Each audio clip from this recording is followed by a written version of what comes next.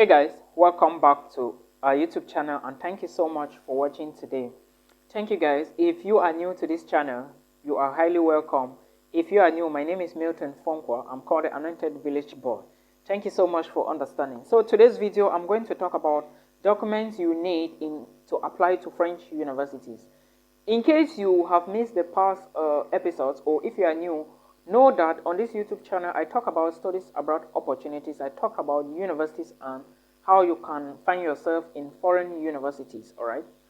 And still on this same channel, I have talked about how you can migrate to France and other countries. But today, I'm also going to be talking about some of the documents you need in order to study in France. Because somebody drew my attention to the fact that he is not aware of the documents that he can use. But I decided, I have said this in some videos, I can't remember, but I have decided to do it again. So now, what you basically need to study in France, there are about 7 or 8 documents I will be listing here. But I also want to draw your attention to the fact that there is a French portal, or let me say a particular platform, where you need to go there to check universities. Also understand that as a French speaker, you can study in France in French, and as an English speaker, you can study in France in English. Now, if you come from an English-speaking country, knows that there are French programs in France, you can study in most French universities. Understand that tuition fee in French universities is not that expensive, especially in private, let me say public schools, because private schools are somehow a little expensive. Now, there are some changes that occurred in France not long ago where tuition fee in some universities that used to be 170 euros has been doubled to 2,770 euros.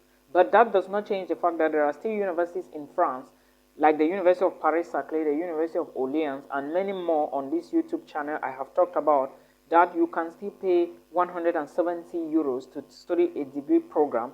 Then you pay 243 euros to study a master's program, and of course you pay 380 euros to study a PhD program. So if you think that your money is not enough and you are within this range, because 170 euros is just barely close to 200,000, not much money. If your money is not enough, your family cannot provide for you, then I would suggest you look for means to study in France. Alright, so you should be checking French universities, or make sure you are watching these videos that I'm producing so that you can guide yourself, or you can follow and guide yourself on how to go about it. When does application or admission start in French universities or in France? Most of the times you will find admissions around September, October, and September is already the month, alright, where admissions are going to start in some countries, but not all. There are also scholarships videos I am going to be producing very soon, and I want to talk about a lot of scholarships and some scholarships that are opening, alright. Now, if you must study in France, understand, like I said, admission starts from around the 1st of October to around the 1st of December. It depends on various universities. Not all public universities have the same dates as private schools. I hope you understand. Now, moving further to the documents that you need in order to study in French universities. Well, before I talked about the documents, I want to draw your attention to the fact that if you want to study in France, know that you can apply. If you are applying for bachelor's degree programs, you can apply to at least 5 to 6 different programs. And if you are applying for master's degree programs, you can apply to at least 7 degree programs, all right? So this is what you basically need to know in order to study in France, all right? Because a lot of people still don't understand this, and I noticed that most of us, we are still naive of certain things. Now, moving further into the video, if you want to study in France, these are the list of documents you need. I will start from the very first document, which is your motivation letter. I want to elaborate about the motivation letter. Now, what is the motivation letter? It is also called a statement of purpose, and a motivation letter is a document to prove that you actually know why you want to study in this university. You actually know where you are going to be going from this university. It is basically a statement to show your interest, to show your ambitions, all right? And it is also called a statement of purpose. Start looking at the universities, go to Campus France and start checking the programs you need right now, so that as soon as the admissions open, you should know if you are applying or not. It is very, very important for you to keep track and know what you are doing.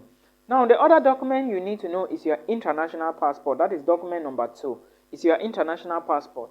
Your international passport is one of the very first documents you need in order to study in France. But because without the international passport, you cannot do anything. You cannot study in any European country. So that is something you should pay attention to. try to get your passport first before you start looking for admissions, because at the end of the day, when you are filling the forms, they will tell you to upload a copy. So that's how it is. And the other document I want to talk about is your transcript.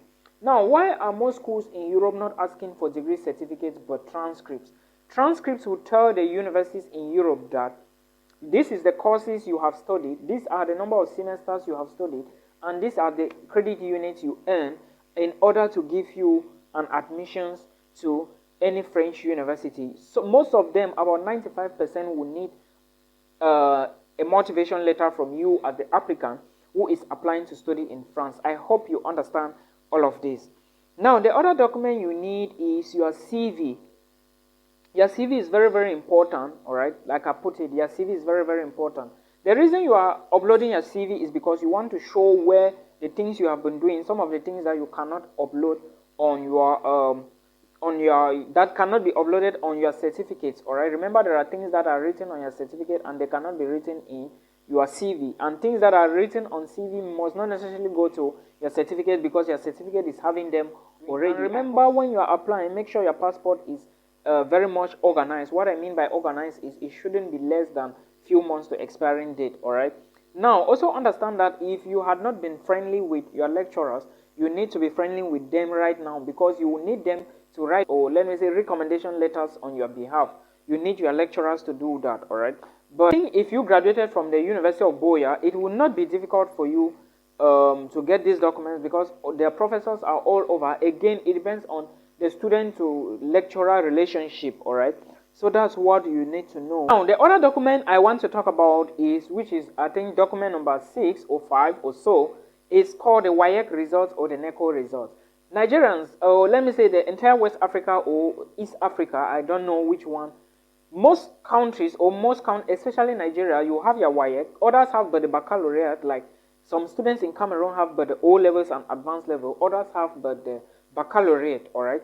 So if you have any of these, you are good to go to apply to French universities. However, understand that if your final certificate is not there, all right, if you don't have your final certificate yet, you can equally use the unofficial documents, but you cannot move without the originals because you need to enroll in school and they cannot allow you enroll. So you have to be careful with your choice of movement. Now, also understand that instead of writing the ielts or the TOEFL score, there is also another exam people write in French. It is called DEF. All right, with DEF, I think you can do top-up classes, but I really don't see the need for me because I already have a lot of experience. I just need to put down my pen and everything goes well. So in case you want to study in France, understand that there is an exam called DEF. You can write it from the level of A1 to B2 or whatever. All right.